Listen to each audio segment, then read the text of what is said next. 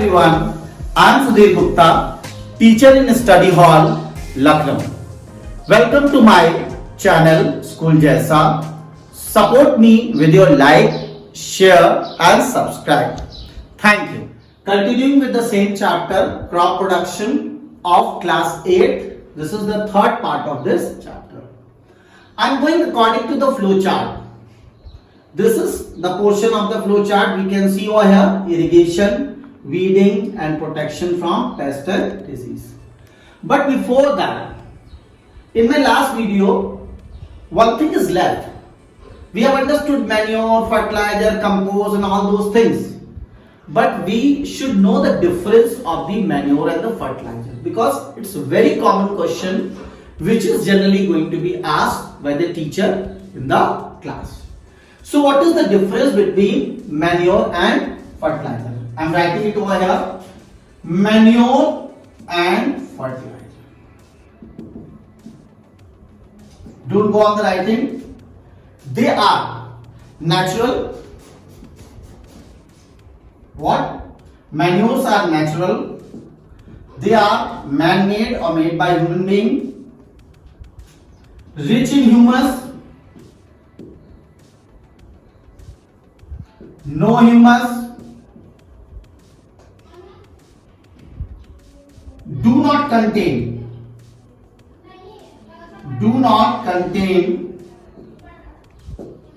inorganic substance.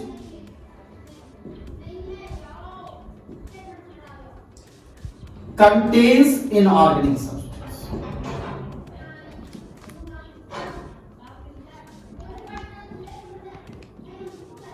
Substances. The last is, I can write that they are made in fields, and they are made in factories.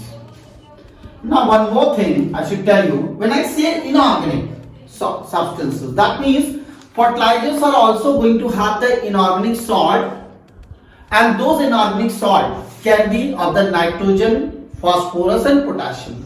So we have the three main kind of the fertilizers: NPK, that is nitrogenous, phosphorus and potassium. They are very good. They are very helpful in growing a crop in a better way. They help in making the soil very fertile. But one should be very careful. The excessive of use of these fertilizers can be harmful to the crop also. So that I want to say, when we talk about the fertilizers that contains inorganic substances, whereas the manure, just like compost. What compost are? Compost, that is what called as, whenever we want to make the compost, we can dig a kind of the hole at our place in field and all that, and we should dump all the unwanted material in it. And we will observe after few days there will be the attack of the microbes, and they will eat it and they will turn it into the new substance which is called compost. This is natural one and very good for the soil. Now we come to this irrigation. When we talk about irrigation means what? That is supplying the water to the field. What was happening earlier? Just 40, 50, 60 years back, 70 years back, 80 years back. Were farmers not there? They were farmers. They were farmers. But they were totally dependent on the rain. Because the crop or the soil will always be requiring the water to grow, that plant to grow. So how do they get the water? They were totally dependent on the rain. If rain does not take place, they are not able to grow the crop, and they are the sufferers. They were always going to be in big problem. And at that time what happens? The big jamidars who were there in that villages and all that, they take their land, they take their property and everything, and make those farmers as the bonded laborers. So at that time, the condition of the farmers was very pitiable. But later on, as the time passes, the government has done a lot for the farmers. They have done the arrangement of water for them by making canals, by making the river arrangement from that side, by making the reservoirs, lakes, ponds and many more. And some artificial method That is with the help of the machinery, tube bell and all that has been arranged. So when the canals were made from the particular area, that was very good advantages also, but not as much as it should be, because whenever the canal passes from one particular area or the village, then whatever the fields which were very near to it, they were getting a good supply of water. But what about those fields which were very far from the canal? They were not getting as much water as they should get. So they were all totally dependent on the wells or the lakes, or you can say tube wells. So irrigation plays an important role in order to grow the crop. Now the method, natural method to nahi kahenge, we cannot call the natural method. We can say that the advanced method. We have different systems, that is sprinkler irrigation system and drip irrigation system. What is this system of irrigating the field?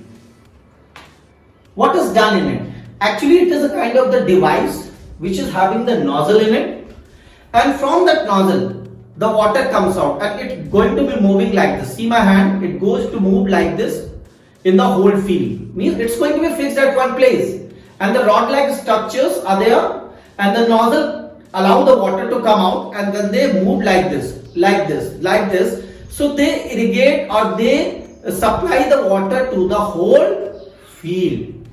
So this kind of the system of the irrigation is called sprinkler irrigation system. It's in the form of a sprinkler, and this type of system is very good for the sandy soil and uneven land. Then we have another type of the irrigation system which is called drip irrigation system. What exactly is it? In this kind of the system, water is allowed to fall on the field, on the soil, drop by drop, drop by drop, drop by drop. So what's the advantage of it? The advantage is that the water very slowly reaches to the innermost part of the land. That means the area where there is root area. So the root gets a good supply of water, although the water has not been given in a large amount. So since it has been given, it has been allowed to fall drop by drop. So this kind of the system is generally going to be used where there is maximum availability of the water is not there, or you can say minimum water is there. That means in the areas where there is a shortage of water.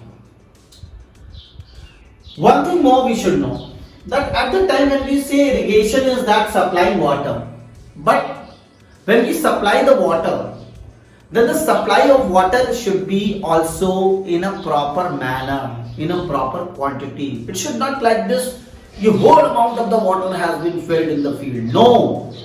Why? Because in the case, if it is done that the excess amount of the water has been filled, then there will be the big collection, good collection, or the loss of collection of the water, and that is going to be called as a water logging. So what's the drawback? Water logging going to be, you can say, replace the air quantity of the soil. So air will not be properly given to that of the or supplied to the roots.